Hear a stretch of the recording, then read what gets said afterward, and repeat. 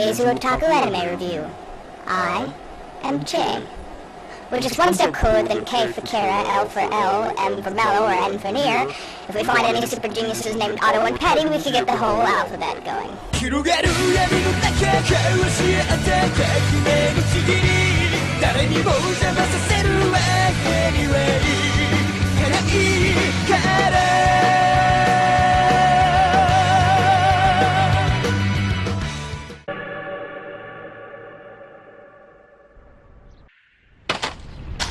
Never has the phrase, idle hands are the devil's workshop, been so morbidly accurate.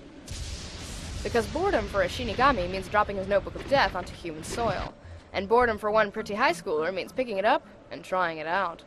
Like most smarmy intellectuals, Light Yagami initially thinks the book is a prank.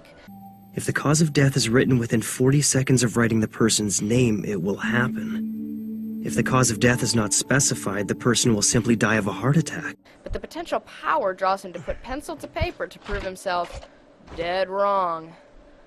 Okay, we now have confirmation.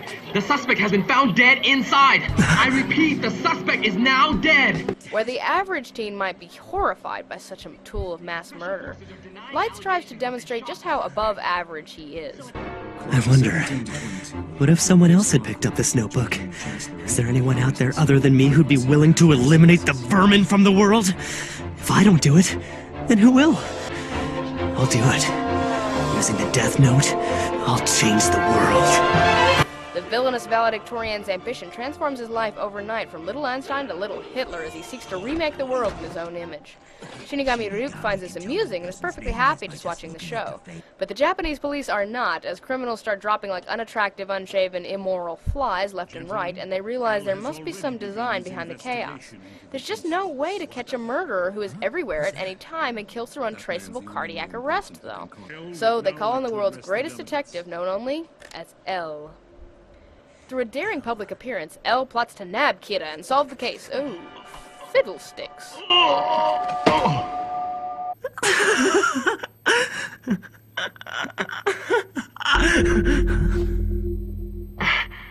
had to test this just in case, but I never thought it would actually happen. Kira, it seems you can kill people without having to be there in person. If you did indeed kill Lynd L. Taylor, the man who you just saw die on television, I should tell you that he was an inmate whose execution was scheduled for today.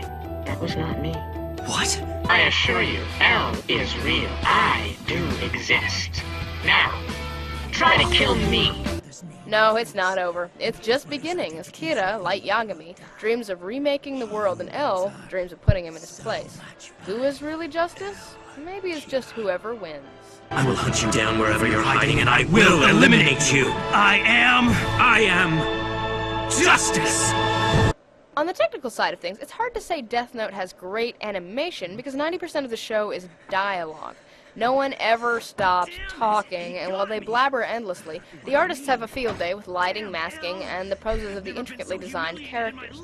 Death Note has great, beautiful, gothic, faux realistic art. The background and character art is a regal feast for the eyes. The animation is rarely showcased. When it is, yes, the animators have entirely too much fun, but bless them for it, penmanship has never been so epic. Speaking of over the top, here's some of the music.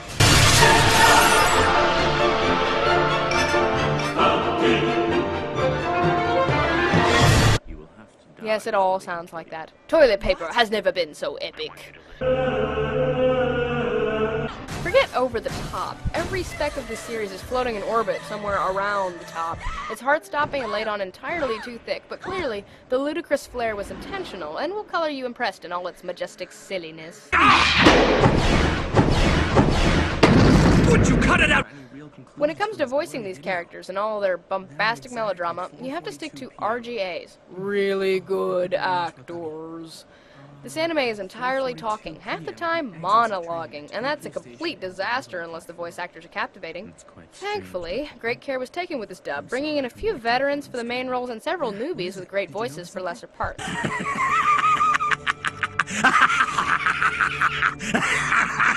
But rivals L and Light control this game and do most of the talking, so I'll be blunt. Alessandro Giuliani is L.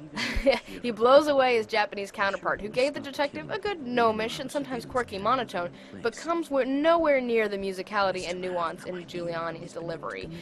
It's rare to hear a character say one thing and communicate several different things, so you hear it in almost every line L speaks, and I would recommend the dub for his performance alone. Mr. Yagami, if I die within the next few days, your son is Kira. Another hair. In reference to Light, though, I have to switch languages for a sec. I think Mamoru Miyano may be the most talented young seiyuu in Japan.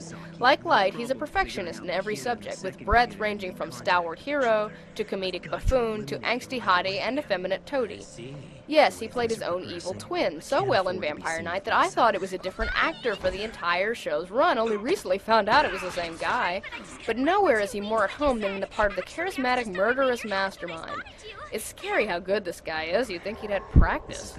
Brad Swale may have noticed this, because he starts off trying way too hard as Light. But within a couple episodes, he seems to slip into the role naturally, and by the end, his portrayal can stand up tall beside Miyano's, laughing in perfect maniacal pitch.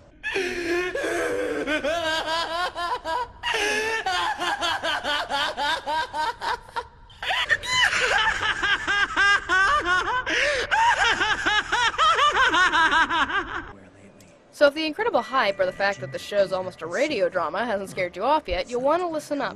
Death Note is one brilliant roller coaster ride. It's as Ryuk predicts, never boring. It's not blah blah blah, car chase, fistfight blah. It's captivating revelation, melodramatic declaration of victory, brilliant deduction, Holmes, and hey, why are we watching a car chase? I want to hear them talk some more.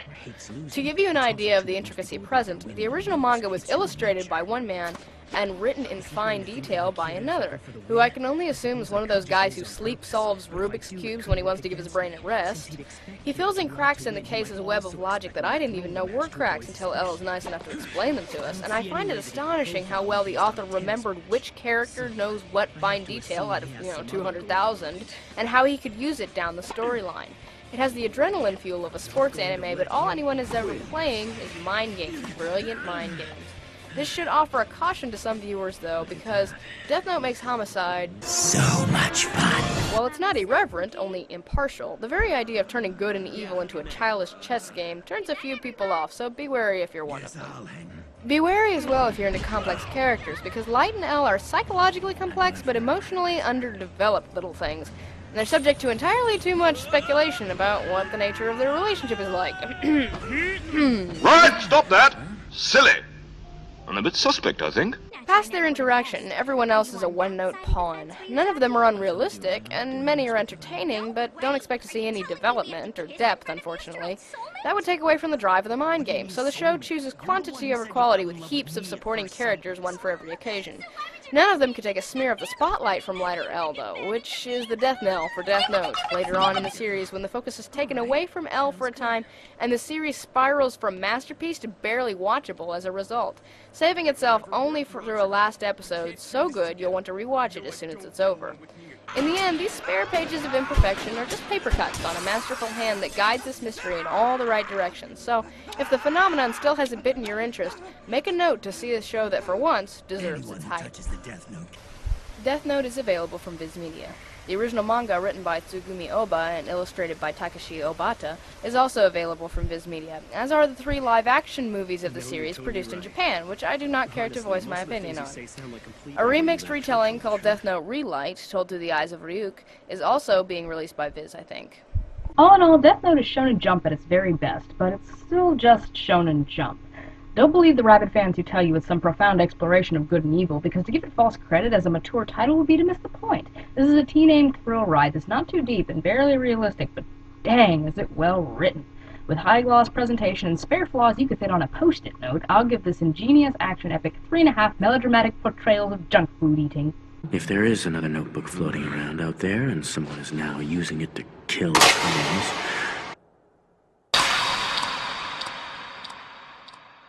I'll take a potato chip and eat it. Good point. Out of 4.